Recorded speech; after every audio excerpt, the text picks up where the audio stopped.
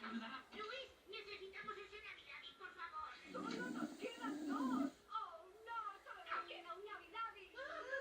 Solo queda uno. Vale.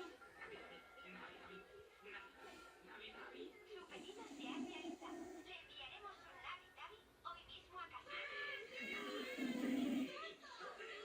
Llenará nuestras aburridas vidas el significado que buscamos tan desesperadamente. ¿Qué pasa, chicos terrícolas? ¿Nos han encontrado? ¡Nos van a someter a pruebas! ¿Pruebas? No. Es que tengo un problema con el director. ¿Puedo esconderme aquí con vosotros? Te Burdo. tapas de tu bocata. Sé de lo que me hablas. Vaya.